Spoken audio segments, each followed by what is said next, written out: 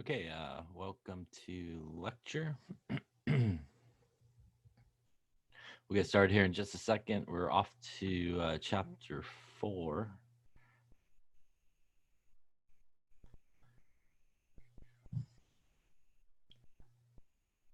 Let's get everybody in here. There you go. So again, just type in here in the chat there.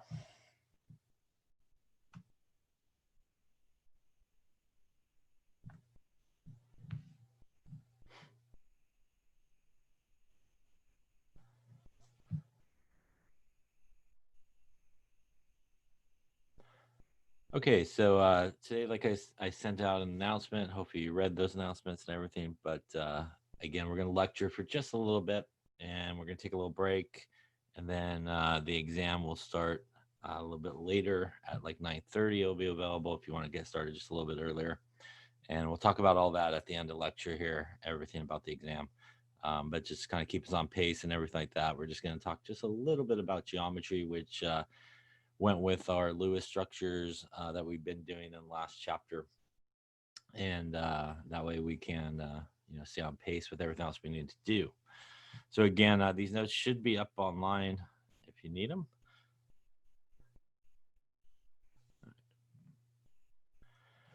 Okay, so we're going to talk about molecular geometry.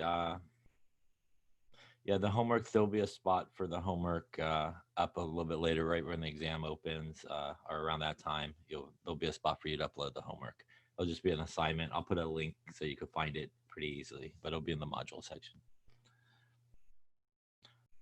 Okay, so we're going to talk about molecular geometry, and let's get started, I suppose.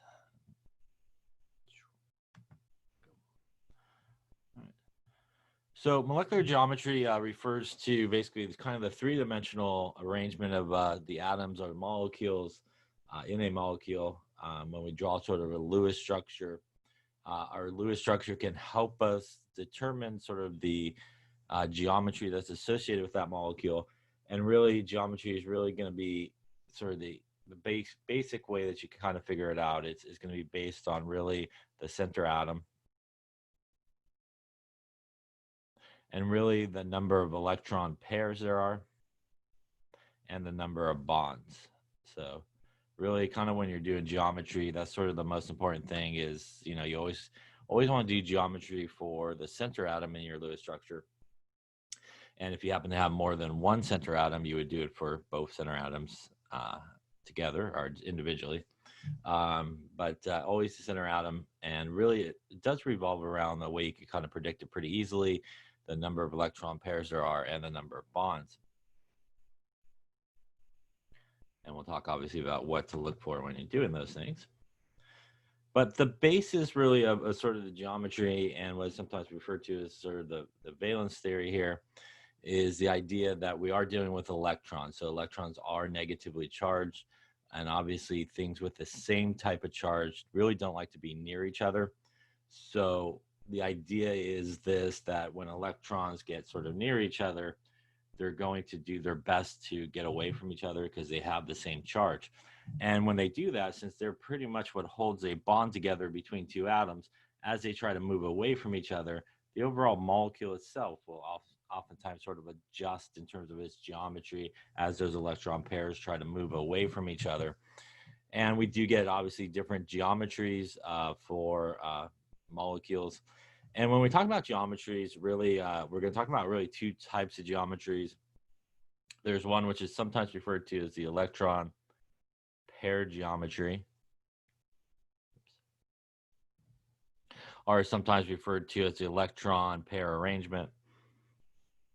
And that's really the geometry that describes sort of the three-dimensional arrangement of just the electron pairs around the central atom. And then there is the molecular geometry,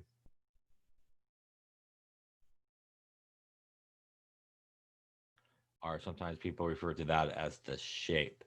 So we will see two names as we go through these. And again, one refers really to just the electron pairs around that central atom, and one refers to both the electron pairs really and the number of bonds and how they sort of try to get away from each other. What sometimes confuses people as well is in certain cases, both of those names are the same. And in other cases, they do differ in terms of the names. And really, as we will see, the one that differs in terms of the name is the molecular geometry or shape name. So the electron pair geometry name, as we'll see as we go through them, will remain the same because no matter what you do, there's only so many electron pairs around it, and that will give us a certain geometry for it. And the idea behind this is what's known as Vesper, which is the valence shell electron pair repulsion model, hence the abbreviation. That is a long mouthful there. But it does account for sort of the three-dimensional arrangement that we see in molecules. And again, like I said before, it does all revolve around the central atom. So always the central atom when you're doing geometry. And again, you want to make sure that you have a correct Lewis structure when you're doing it. And if you do draw a correct Lewis structure, you should end up with the same geometry, you know, no matter sort of which one you draw. And what I mean by that is we talked about the idea that you can use formal charge to maybe come up with, you know, a good structure, maybe a better structure and so forth. But technically speaking, even if you could draw two different structures and maybe one's better than the other, in terms of the geometry, it should usually come out about the same, regardless of sort of what you did.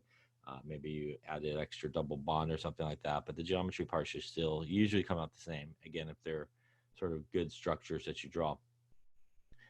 When we look at these molecules and we do geometry, it's really divided into sort of two categories, and one is the central atom that has no lone pairs.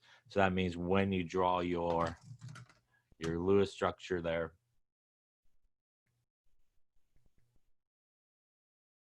there'll be no dots on the central atom, and ones that do have lone pairs. So again, if you draw your Lewis structure, you would have some dots there on your central atom. So that's the main difference in terms of sort of the geometry, is whether or not you have those non-bonding electrons on the central atom. Now, an extremely important consideration, and only when we do geometry is really important, is really what it says there on the bottom, number 1, which is that if you do have a double bond or you have a triple bond that you drew in your Lewis structure, the double bond or the triple bond pretty much will count as only one electron pair and one bond. So that's extremely important when you're doing geometry. So any type of double bond, any type of triple bond that you drew, they count as one electron pair and one bond. So that's really important. They effectively, even though they're double bond or triple bond and there's more electrons in there, they effectively move, basically are thought of as being sort of one kind of unit of electrons sort of between the two bonds. And in terms of geometry, we treat them as single bonds, or as single bonds basically, and one electron pair. Now, the second thing there is, again, if you could draw a resonance structure, you could apply, obviously, this geometry to either or any of the resonance structures, and most likely as well, you should end up with the same geometry regardless. You know, if you made the double bond on the left-hand side, you made the double bond on the right-hand side, whatever you may have done, it should end up pretty much being the same. So let's talk about sort of geometry here, and let's start with really the simplest sort of molecules you could have to apply geometry to, and those are diatomic molecules. So if we start with diatomic molecules, so that's like your F2, for example, maybe your O2, even like something HF, again, doesn't have to be the same elements on both sides, you know, HCl. So all these guys here are basically diatomic molecules, which means obviously, again, that there's just two atoms involved in the entire molecule. It's made up basically of just one bond and in that entire molecule. And with a diatomic molecule, there really is no sort of center atom, right? There's only two. So usually to get a center atom, you need at least three atoms involved. So because there's no real center atom, it's basically just 2 points, kind of like that old saying, the shortest distance between 2 points is a straight line.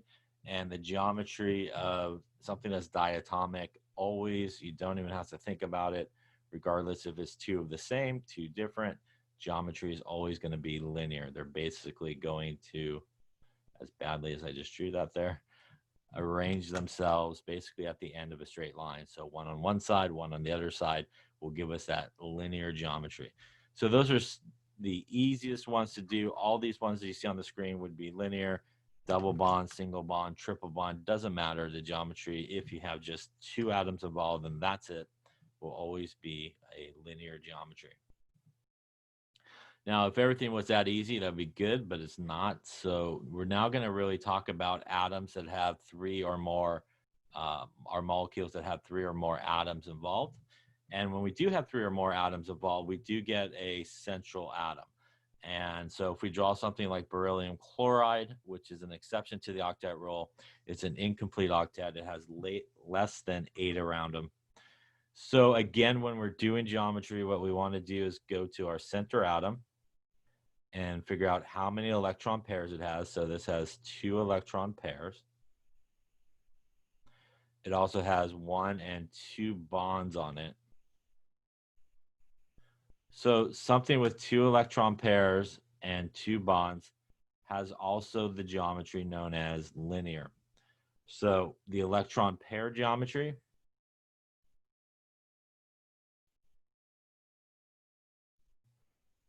is linear, and the molecular geometry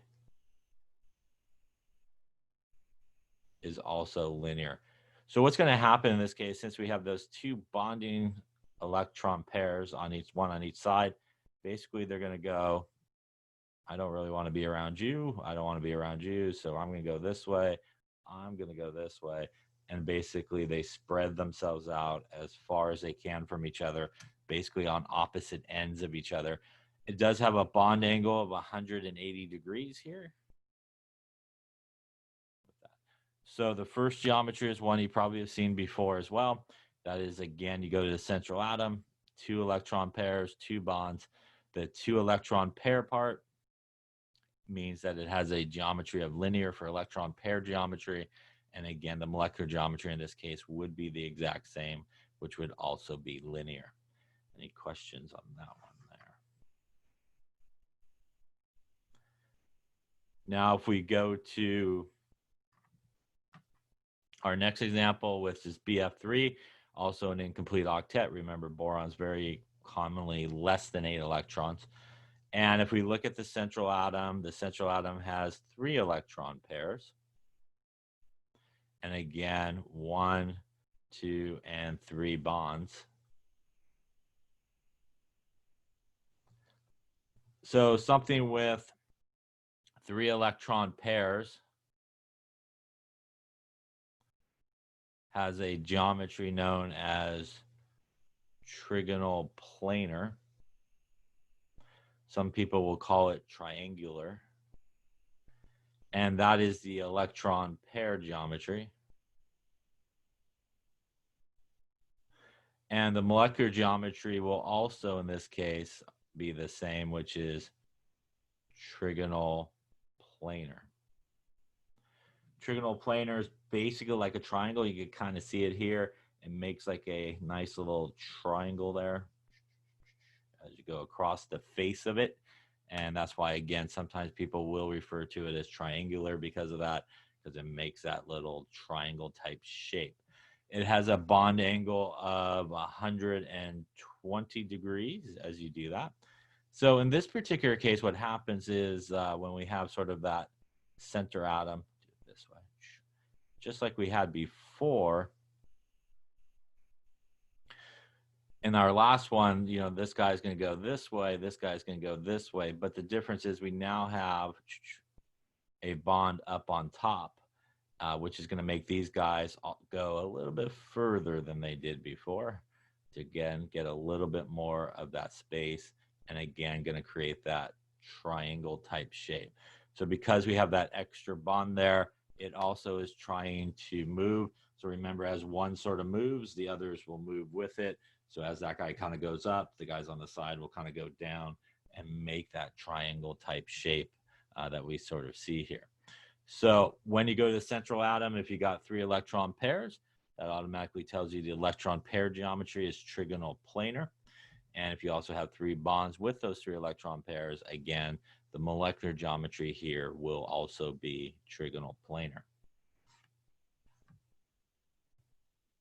The next example will be something like CH4. When we look at CH4 and we look at the center atom, there is 4 electron pairs. And there's also 1, 2, 3, and 4 bonds. So something with 4 electron pairs in terms of its electron pair geometry, when you get those 4 electron pairs, is what is known as tetrahedral. Tetrahedron, some people will call it. And its molecular geometry will also be tetrahedral. So again, both names here are going to be the same in this case when you have 4 electron pairs and 4 bonds. And in this particular case, what's going to happen, because we have those 4 sort of bonds there and 4 things bonded, as again, these guys move around, remember that these guys on the side before went down, but they now can't go so far down because now there's another bond there, so they come back up a little bit. And what you end up getting is this shape here, which is our tetrahedral shape. If you kind of look on each of the faces of it, it sort of makes a triangle, but also makes sort of a pyramidal type shape at the bottom. So that's your classic sort of tetrahedral arrangement that's happening there. The bond angle for tetrahedral is 109.5. And bond angles are based really on electron pairs that are around the central atom and sort of the spacing that those electron pairs can do. So 4 electron pairs, 4 bonds is tetrahedral. Now, if we get to something where we actually have 5 things attached here, this is one of those expanded octets. So this is going to be some new geometries for you. If we look at the central atom here, we have 5 electron pairs. And they obviously, in this particular case, 1, 2, 3, 4, and 5 bonds. So something with 5 electron pairs, the electron pair geometry name is triangular bipyramidal.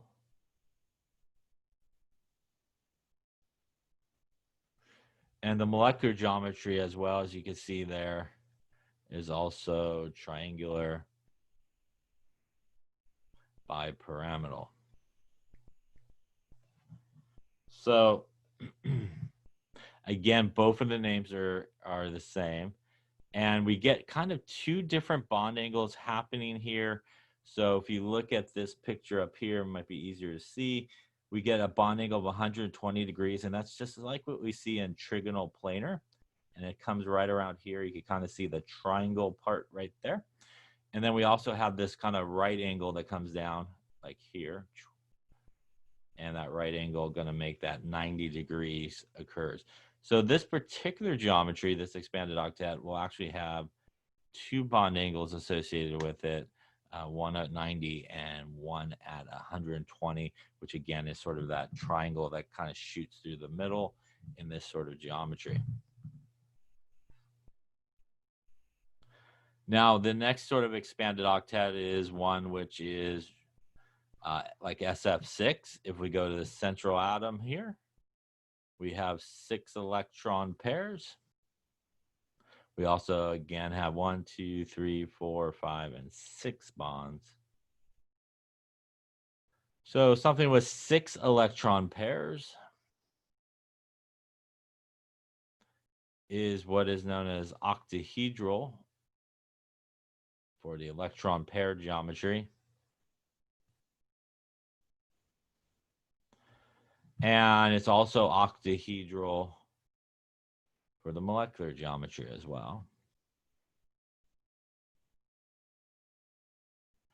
And here, in terms of bond angles, we have 90 degrees, so probably easier to see on this one, kind of comes down and, again, makes that 90-degree sort of turn right there in terms of the bond angles.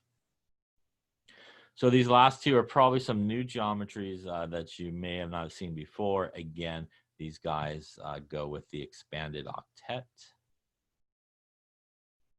And the guy previous as well. This guy here is our expanded octet.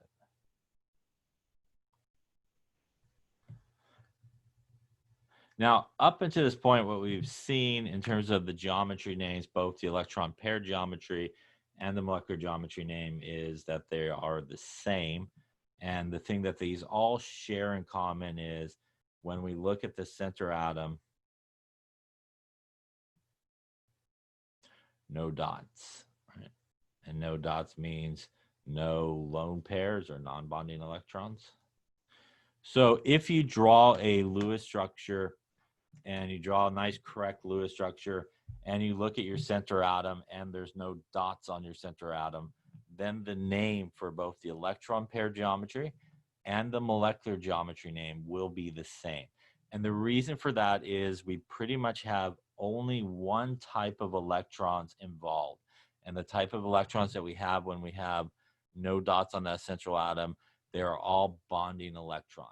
And as we'll see in just a second, in terms of like, we're kind of okay being near each other in terms of electrons. Those are the types of electrons which, you know, can sort of be okay being near each other. And because of that, you know, we'll get basically the same name because they'll spread out about evenly because they're all bonding electrons and we're all talking about bonds that are basically happening there. Now, this is not the case once we start introducing non-bonding electrons into the play. So when we start mixing non-bonding electrons, which means when you draw your Lewis structure, you will see dots in the center atom. When you start mixing those in with bonding electrons, as we'll see here in just a second, there's a lot of different types of interactions that occur between the electrons. And ultimately what it ends up doing is because of these sort of differences in the types of electrons that are now there in these bonds or not bonds, is it actually will affect the molecular geometry shape. So it will not affect the electron pair geometry name, but it will affect the molecular geometry or shape of it, because as these electrons move just a little bit more, you know, the overall shape of that molecule will actually start to change as well. So let's talk about that. That is basically what we're talking about here. We're talking about what happens when we start to introduce those non-bonding electrons or those lone pairs. So we're going to look at these geometries that involve guys that when you draw your Lewis structure, you will see these dots on the central atom. And when you see these dots on the central atom, you're introducing some different types of interactions that could occur. And these are the three types of interactions that basically can occur when we get electrons near electrons. Sort of the worst situation you could have in terms of electrons not wanting to be near each other is when you get lone pair versus lone pair. And that's basically non-bonding versus non-bonding. That is this situation right here. We have some non-bonding electrons near some non-bonding electrons. Those guys are going to try to get as far away as they can from each other. Remember, though, that they are locked into a bond or in a molecule, which means they can't truly escape each other, but they can sort of move a little bit more, a little bit more. And again, as I mentioned, the thing that's going to really affect is the molecular shape or the name of the molecular shape name. So that's going to have an overall effect on the shape of the molecule because of that. The next okay thing is if you got some lone pairs near some bonding. So that's like this situation here, you know. We got some non-bonding electrons near some bonding electrons. It's not the best situation in terms of them wanting to be near each other, but it's sort of an okay situation. And sort of the best situation in terms of electrons is what we were just talking about in those first several examples, and that is bonding near bonding. That means that when you draw your structure here, you have no dots on that central atom. So the only interaction that we have are those bonding electrons near bonding electrons. So bonding electrons near bonding electrons, they're pretty much okay. And that's again why we see both of those names being the same. You start introducing some dots in there, some non-bonding electrons. They're going to try to get a little further away from each other. And again, that's going to affect the overall shape of it. And again, if you mix in those non-bonding electrons with non-bonding electrons, again, they're going to try to get even further away from each other. So what we're going to look at now are examples where you do have some dots on the central atom. And again, the actual name is going to change. It's just that molecular geometry name. The electron pair geometry name will remain the same. So let's take a look at the first example, and AB2E. It's just a generic way. A is the central atom. B is the guys that are attached. E is how many electron pairs there are in the central atom that are non-bonding. So if we draw SO2 here, SO2, if we look at the central atom here, it has 3 electron pairs. So 3 electron pairs. We have our non-bonding electrons here. So let's just blow that part up here. Like this. So here's our central atom. When we count in our electron pairs, we have 1 electron pair, 2 electron pairs, and again, the double bond only counts as 1. So that gives us 3 electron pairs. So remember that when we're doing geometry, double bonds, triple bonds count as 1 electron pair and 1 bonds. Also, when you're doing geometry, it doesn't matter what type of electrons you have on that central atom. Can be dots or non-bonding electrons, can be bonding electrons like the lines. You just want to count the total amount there. Now, in terms of bonds, also looking at the central atom, we have 1 bond here. And again, this guy will only count as 1 bond, which means we do have 2 bonds only in this particular molecule. So in terms of the electron pair name, because it still has 3 electron pairs, that does not change. So this is still trigonal planar in terms of the electron pair geometry name. But now we have 2 types of interactions happening with our electrons. We have bonding electrons near bonding electrons, which again are where these 2 arrows are. We also have non-bonding electrons near bonding electrons, like these guys here. These 2 interactions, or these 2 interactions between those guys. So what's going to happen again is those bonding guys are going to try to spread out as far as they can. We also have these non-bonding electrons that are going to spread out too. So what's going to end up happening is we're going to get a shape which is known as bent or angular. So it'll look something, kind of like this. And we get this bent or angular in terms of the molecular geometry shape. Now, most people will go with angular. Some people even do bent angular. And some people actually just do bent as well. Now, there is slight difference in terms of bent and stuff like that, and we'll see it in just a second. But the overall bond angle in this case is less than 120 degrees. And the bond angle, which is based off of the 120 degrees from our electron pair geometry, but it's going to be a little bit less than that, again, because we have those non-bonding electrons. And there's really no bond happening up here in this region. So it's able to adjust a little bit more, in terms of its angle than it normally would with that 3rd bond. So 3 electron pairs, 2 bonds, electron pair geometry name, trigonal planar, molecular geometry name, angular. We'll go with angular probably in this class most of the time for this particular one. The next example is one where we have, as you can see here in this particular picture, we look at the central atom here. It has 1, 2, 3, 4 electron pairs. Again, if we just kind of blow up the central atom here, 1, 2, 3, and 4 electron pairs. It also has, in terms of bonds, 1 bond, 2 bonds, and 3 bonds. So something with 4 electron pairs, because it still has 4 electron pairs, this electron pair geometry name will still be tetrahedral. So again, as I mentioned before, that name really will not change. It will remain the same. And in terms of bonds, as we saw, we have 3 bonds. So our molecular geometry name here is going to be trigonal pyramid. So again, we have bonding near bonding electrons, non-bonding near bonding electrons. So as these guys sort of spread out, these non-bonding electrons sort of go up, if you will, like we see here, and it makes like a triangle here and a pyramid shape there on the bottom there. So trigonal pyramid is the name. The bond angle is just less than 109.5, which would be your tetrahedral geometry. And here you can see it's about 107.3 versus 109.5, which is your tetrahedral. So, you know, probably in most cases, you'll see people just go less than 109.5 in terms of the bond angle.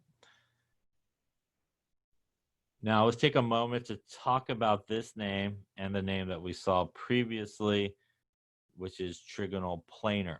So trigonal planar, which is 3 electron pairs and 3 bonds, is different than trigonal pyramid, which is 4 electron pairs and 3 bonds. So on an exam or something like that, you do need to specify which one you're talking about. You can't just write trigonal and hope for the best and let me choose, because I will choose wrong. So you got to make sure you choose either trigonal planar or trigonal pyramid, or my other favorite one when people write, it is trigonal.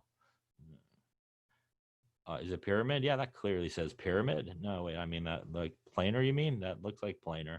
So again, make sure you make the choice between those two. They are different. Don't write anything like what we just did there on the screen. Otherwise, again, you will not get it correct. Now, another geometry here that you probably are familiar with as well is if we look at the central atom here. And again, if we blow up that central atom, we got 1, 2, 3, 4 electron pairs. We also have 1 and 2 bonds. So again, something with 4 electron pairs around it, regardless if they're bonding or non-bonding, is going to give us tetrahedral in terms of our electron pair geometry. And now we got pretty much all 3 of those interactions happening at once. So again, if we look at it, we have bonding electrons near bonding electrons, which is okay. We also have non-bonding electrons near bonding electrons, which is getting not so good. But we now introduce our 3rd interaction, which is our non-bonding electrons near our non-bonding electrons. And again, that is the worst interaction. So as you can see here, those non-bonding electrons, they try to get as far away from each other as possible, but they can't get too far because we still have these bonds. So as they sort of go this way, the bonds go this way.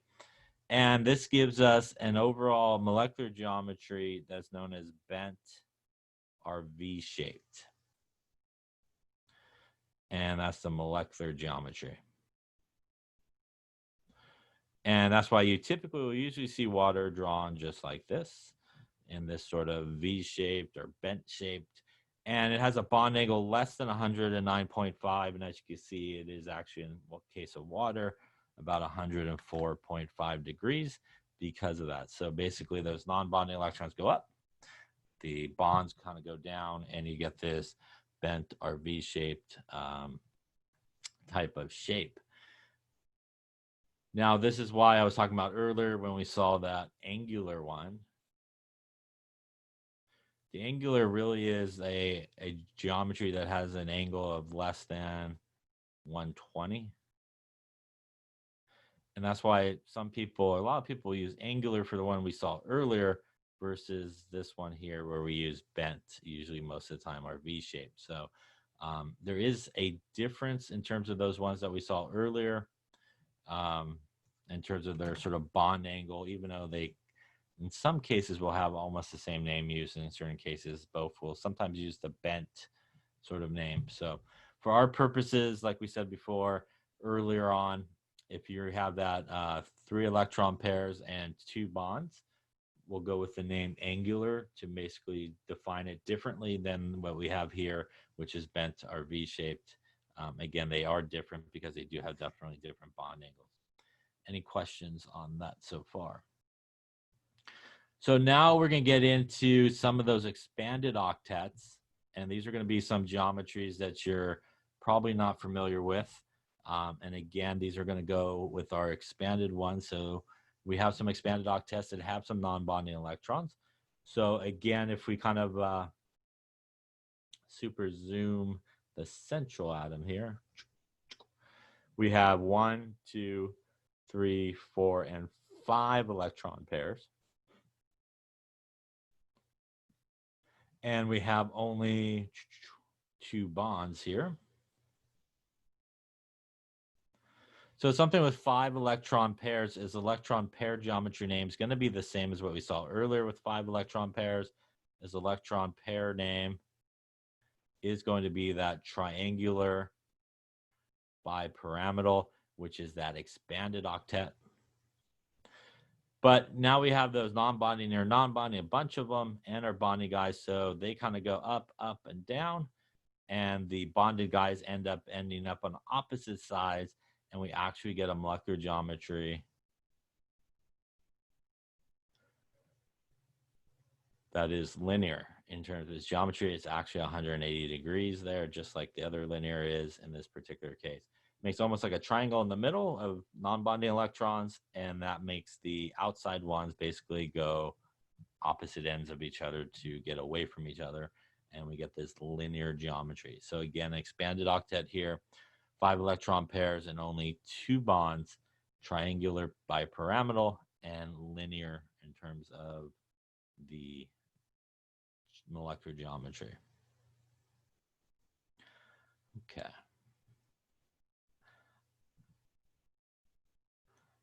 I think actually we're going to stop here to right here. We'll stop here. Put a little note here. Okay, so we're going to stop here and we'll take a break to get kind of set up to take the exam and all that good stuff. So let's just talk a little bit about that before we officially wrap up today. Obviously, there's going to be no lab lecture or anything like that today. That's going to free up the time for you to take the exam. The exam will be open in just under an hour, so it'll probably open around 9:30 in case you want to start a little bit early. So just a couple of reminders just so everybody's hopefully set up right. Looks like a lot of you did take the practice quiz, which is good. The practice quiz was there to get you set up so you didn't have to worry about anything going wrong for today. So if you did not choose to do that, I hope nothing goes wrong for you today because there will be no extensions or anything like that for you because you didn't choose to get yourself ready. So you do need to have your webcam on. It does need to be enabled. You do need to be using Chrome as your browser, and the Chrome should have the Proctorial extension downloaded and installed. And again, if you have not done that yet, you have just under an hour to get that all working out for you, I hope. And you should be able to install that by hitting the Proctorial thing in our Canvas page and following the instructions to download it. If you do not have all that set up, or you try to do the exam with some other browser, or you don't have the extension installed, it will prompt you, I think, for a passcode. And there is no passcode for the exam. So that just means that you're not set up properly. So I would go back and make sure that you are set up properly. Hopefully within the next hour, you get that all worked out. A reminder as well that the exam will pretty much only be open during the lab period there. So it's going to open a little bit early at 9:30. I think it will close at 1 o'clock. When it means it closes at 1 o'clock, that does not mean that if you get there at like 12:50 and start the exam, you will get the full time. 1 o'clock is the last time that you have the opportunity to actually submit the exam, not start it. So as in my example, I think I sent out, if you decide to start the exam at 12:50, the computer will cut you off at 1 o'clock and will submit your exam at 1 o'clock, and you'll get a whole 10 minutes to take the exam. So you do need to start the exam right around when your lab starts, about 9:45. You can start a little bit earlier at 9:30 when it opens if you want. But if you start right around that time, you should not run into any problems in terms of time. Just like a regular exam, if you walk into the classroom with like 10 minutes to go, you'll get 10 minutes. So don't be late. So make sure you start on time. When you get to the exam, you will be able to see every single question all at once. So they're not individually given to you. So just like a real exam, you have the entire exam open to you. You can work on whatever problem you like, sort of in whatever order you choose. But there will be two parts. The first part is multiple choice questions. So just like you would, I don't remember off the top of my head how many questions there are, but just like a regular test, it would be a multiple choice part like you would fill out like a Scantron. So there, obviously, you want to click the right answer. And for the first part, you do not have to show any work. You just need to give the answer. That doesn't mean you don't have to work out some problems maybe to get to the answer, but you don't have to submit any work for part one of the exam. Part two of the exam will be the written part. And the written part, on certain questions, you do have to show your work. When you do show your work, that means that you need to show the setup, the units, the correct answer, and the same answer that you put there. I'll get to all that in just a second to your question. So in terms of the second part of the exam, which is the written part, it will clearly say at the beginning, you need to show work for this problem, or it will say you do not need to show work. So obviously only the questions that you need to show work, you need to show that. Every question on the written part needs to have an answer. If you do not answer online and submit an answer online, your work will not be looked at for that question. Also, if you submit an answer online and the work that you submit later has a different answer or different work, it will not be looked at either. So they do need to match. Now, once you've completed the exam, you've answered all the questions you're going to answer. It's at that point that you should hit the submit button, which is at the very bottom of the exam. Only hit the submit button once. If you hit it before you are done with the entire exam, you will submit an incomplete exam and it will not be reopened for you either. By the way, it will pop up a big warning that says you did not answer like 10 questions. Are you sure you want to submit this exam? I would hope that would tell you not to submit the exam. You're supposed to not use any type of graphing calculator. You're supposed to have a non-graphing calculator. So when you submit the exam at the very end, at the very bottom, it's all done. You've answered everything at that point. You will have a periodic table given to you. It will be part of the exam. If you can't see the image or if you don't want to use that particular one, there is a PDF file of the periodic table, which you should be allowed to open up and use. I would not have any earphones on or anything like that because it's probably going to flag you. Yeah, so I would keep the earphones out or anything that looks suspicious as is proctoring you.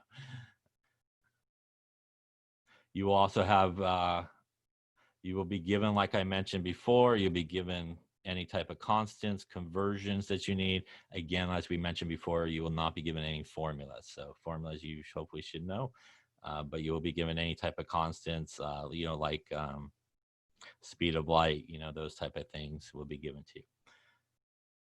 All right, so you take the exam, you submit it once, the answers, everything on the exam, they need to match your work. Once you've submitted your exam, at that point, there will be a spot for you to upload your work. You need to upload it within 10 minutes of submitting your exam. If you take longer than 10 minutes, significantly longer than 10 minutes, you will probably get zeros on those questions. So the idea there is you should be working on that as you're doing your exam, which means technically when you're done with the exam, you should be ready to submit your work. Not like I'm going to go figure out how to do everything and change all my answers. So you get a short period of time. Make sure you upload that immediately. They will all be in the same module, and you do have to go in order. So they'll be in the module. The first thing you have to do is look at the academic honesty agreement and read it. There will be an electronic version. If you want to sign the electronic version of the academic honesty agreement, then that will open the exam. Once you've submitted the exam, that will open the spot where you can upload your work from the exam. So it kind of goes in that order. So you do have to follow it in that order before it'll kind of open up or become available for you to take. Any questions on that? So a reminder that you should only have out something to write with, some paper, and a calculator, non-graphing calculator. You should not have your phone out or anything like that.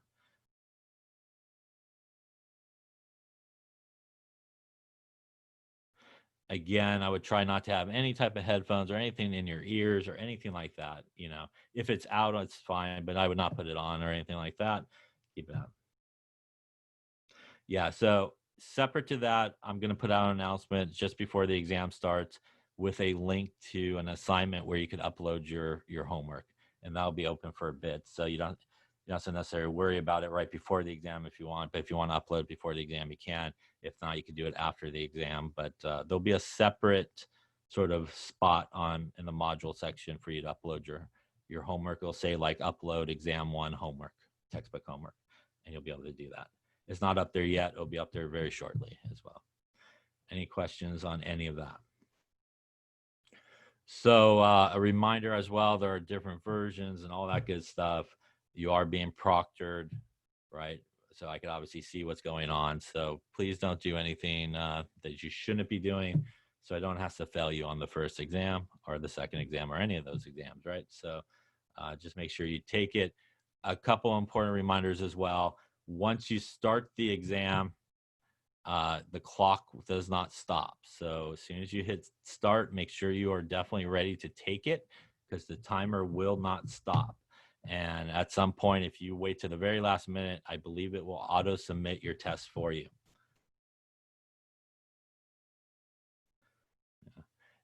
If you could keep it in frame, I think that would be good either way. You know, if you could kind of keep your work area that includes you and the paper and frame, that would be a good idea, I think. Yes. So try to do that. So once you've done that, you submitted it, you hopefully should be good. Again, that will be it. A couple other reminders. Again, that timer won't stop. Even if you click away or something like that, the timer will still continue. If you need to ask a question or something like that, I think everything should be pretty much self-explanatory. I think it should be pretty much self-explanatory, but if you do have a question, you should email me through Canvas. Yes, not your phone or anything like that, so don't grab your phone, but you should be able to email me through Canvas, and you could ask your questions, but I think pretty much it should be super self-explanatory. Now, there's a lot of instructions, and there's instructions on every question. So if a question tells you to use a certain number as a constant for that particular question, make sure you use that number. So make sure that you read the instructions, you know, as a whole, but also make sure for each individual question, there may be some instructions, especially on the written part. Make sure that you read them correctly. You know, the instructions, and follow the instructions more importantly as well. Any questions on any of that there? And last thing is you will probably get your exam score given to you at the end. A reminder that that might not be actually your score. When I do go to grade it, I am going to look at everything, your work. I'll also look at the answers you submitted online, and especially for the written part, if I think it maybe marked it wrong, but it was really right because of the way you entered it, because it's computer graded, you know, kind of thing. You know, I'll make any appropriate adjustments. So the score that maybe you get at the end of your exam today, take with a grain of salt. It may be, but it may not be the actual score that you end up with because of that. So sometimes it's a computer. So as you probably know from taking things with computers, you know, sometimes if you put something in just slightly it didn't like, it might mark it wrong and stuff like that. So just remember that when it's all said and done today, that if the score that you see at the end may and most likely probably will not be your final score. It may be close to your final score. It may be really different than your final score, but it may not really be your final score until I've really gone over it and graded it. So sometimes people get freaked out by the score they see after they submit it. But remember, again, I'm going to go back and make sure nothing was marked maybe wrong because of the way you entered it. Any questions on any of that? Yeah, there's actually instructions on how to type in scientific notation. So for the most part, follow the instructions as to how it is either in the problem or just in general. Um, I think at the beginning I made some instructions about scientific notation, so you'll see that. So try to follow the pattern, and then on certain problems, try to follow the pattern as to how to type in answers. Okay, so I tried to on the questions give you sort of a example like, hey, type it in like this or something like that. But in general, there's a general way to type in some scientific notation, and it's written there in the opening instructions, I think, for the exam as well. So just make sure you follow that, and you should be okay. With that being said as well, sometimes Canvas will change your answer. And if it changes it automatically, it's okay. It should probably be okay. Okay. So sometimes it has a tendency, you do something, it may like take off a 0 or something, or, you know, round it some way or convert it. And if it does that, it should be okay in the end when I look at it. As long as you have everything correct on the work part that you're going to upload, you know, it should hopefully be okay. I could match what you were trying to enter versus what it did. Other questions? Okay, so I think that pretty much covers everything. So we will see each other tomorrow for lecture. We'll continue on with this. And again, the exam will be open in probably about 35 minutes or so. So get yourself set up, get your camera, make sure, again, you're using Chrome. You've already installed the proctorial. Make sure everything is sort of visible in your work area. And again, make sure, obviously, keep the headphones off or anything like that, and phones away. And again, if you do need questions, you could ask me. A reminder that obviously I can't tell you an answer, but if it's something that I can't answer, I will try.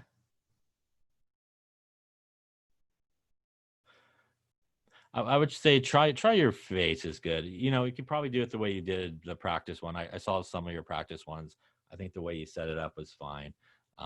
So it should be okay. So however you sort of have it set up, if you could get kind of your face in your work area where you're working, that's good. You know, at least get your face and all that's probably the good, along with sort of your writing area. So you don't have to have it like super zoomed down on your paper without your face, because it'll probably flag you for not having your face in it. So, you know, have your face in it, I think, and, you know, for the most part.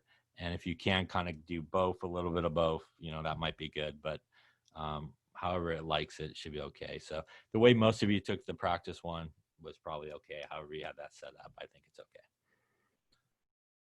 Other questions? Okay, good luck on your exam. And like I said, I'll see you tomorrow. And again, around 9:30, everything will come sort of available. And again, there'll be an announcement with a link to get it. But just in case you click off or anything like that, you could always go back to the module sections and find the exam in that module. All right, good luck. I'll see you tomorrow. Make sure you hit here if you didn't do so earlier.